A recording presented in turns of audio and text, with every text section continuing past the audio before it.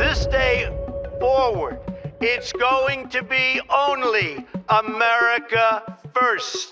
America first. Donald Trump वो कर रहा है जो हर देश चोरी छुपे करना चाहता है। दुनिया डोनाल्ड ट्रंप को डेंजरस बोलती है, कोई उसे एरोगेंट बोलता है, कोई सेल्फिश, और कुछ लोग तो उसे ग्लोबल स्टेबिलिटी के लिए थ्रेट भी मानते हैं। लेकिन अगर मैं आपसे कहूं, ट्रंप अच्छा इंसान दिखने का गेम नहीं खेल रहा, वो अमेरिका को हर हाल में पावरफुल बनाने का गेम खेल रहा है। ट्रंप अच्छा इंसान दिखने का गेम नहीं खेल रहा, वो अमेरिका को हर हाल में पावरफुल बनाने का गेम खेल रहा है। और सबसे शॉकिंग बात, उसकी स्ट्रेटेजीज अमेरिका को एक्चुअल में फायदा पहुंचा रही है। चाहे बात हो रेयर अर्थ मिनरल सिक्योर करने की, ऑयल सप्लाई या माइनिंग को कंट्रोल करने की, मैन्युफैक्चरिंग अमेरिका में वापस लाने की, या aggressively America first policy push करने की, ट्रंप एक ब्रूटल रियलिटी समझता है। कोई भी देश इमोशनल होकर कभी भी सुपर पावर नहीं बन सकता। देश सेल्फिश डिसीजन लेकर ही पावरफुल बनते हैं, और शायद इसीलिए अमेरिका आज भी दुनिया का सबसे डोमिनेंट कंट्री है। हिस्ट्री को ध्यान से देखो, हर सुपर पावर ने अपने इंटरेस्ट को पहले रखा है। चाइना करता है, रशिया करता है, मिडिल ईस्ट करता है, यूरोप करता है। लेकिन जब ट्रंप ओपनली अमेरिका के इंटरेस्ट की बात करता है तो दुनिया उसे डेंजरस बोलने लग जाती है। क्यों? क्योंकि ट्रंप वो बात ओपनली बोल देता है जो दुनिया के लीडर्स नॉर्मली क्लोज डोर के पीछे करते हैं। उसके लिए ग्लोबल पॉलिटिक्स मॉरलिटी का गेम नहीं है, ये पावर का गेम है, ये रिसोर्सेज का गेम है, मनी और कंट्रोल का गेम है। और सच कहूं तो वो पूरी तरह गलत भी नहीं है। अब रेयर अर्थ मिनरल को ही देख लो, बहुत लोगों को तो पता भी नहीं होगा कि ये क्या होते हैं। लेकिन बिना रेयर अर्थ मिनरल के ना एआई रेवोल्यूशन पॉसिबल है, ना ईवी इंडस्ट्री, ना एडवांस वेपन्स, ना सेमीकंडक्टर डोमिनेंस।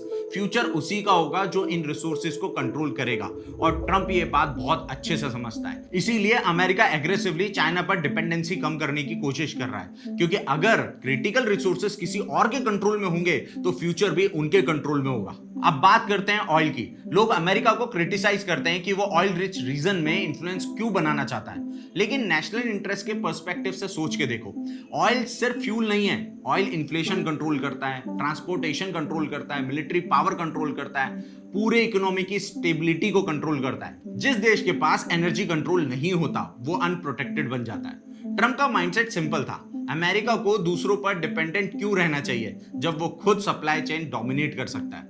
आप उसके मेथड पसंद करो या ना करो, स्ट्रैटेजिकली देखा जाए तो उसकी बातों में लॉजिक है। और फिर आती है उसकी सबसे controversial policy, America first. Emotionally लोग इस फ्रेज को सेल्फिश मानते हैं, लेकिन ऑनेस्टली बताओ, क्या हर लीडर को अपना देश पहला नहीं रखना चाहिए? अगर इंडियन लीडर इंडिया फर्स्ट ना सोचे तो हम उन्हें क्रिटिसाइज करते हैं। अगर चाइना अपने इंटरेस्ट प्रोटेक्ट ना करे तो उनकी पब्लिक सवाल उठाती है।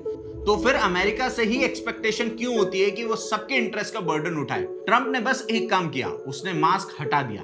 वो डिप्लोमेटिक एक्टिंग कम करता है और स्ट्रेटेजिक थिंकिंग ओपनली दिखाता है। इसीलिए दुनिया उससे या तो बहुत ज्यादा पसंद करती है या तो बहुत ज्यादा हेट करती है। अब इसका मतलब ये नहीं कि ट्रंप परफेक्ट है, उसका कम्युनिकेशन स्टाइल डिवीजन क्रिएट करता है। उसके स्टेटमेंट कई बार अननेसेसरी ग्लोबल टेंशन क्रिएट करते हैं, और अमेरिका के अंदर भी लोग उसकी पॉलिसीज को हेविली क्रिटिसाइज करते हैं। लेकिन एक चीज डिनाई नहीं की जा सकती, ट्रंप लिवरेज समझता है, वो इकोनॉमिक वॉरफेयर समझता है, ट्रेड वॉर समझता है, सप्लाई चेन डोमिनेंस समझता है, करेंसी पावर समझता है। उसे पता है कि फ्यूचर वॉर सिर्फ वेपन से नहीं लड़ी जाएंगी, फ्यूचर की वॉर्स टेक्नोलॉजी से होगी, डेटा से होगी, एनर्जी से होगी, मिनरल और सप्लाई चेन से होगी। और ट्रंप अमेरिका को उस फ्यूचर के लिए एग्रेसिवली प्रिपेयर कर रहा था।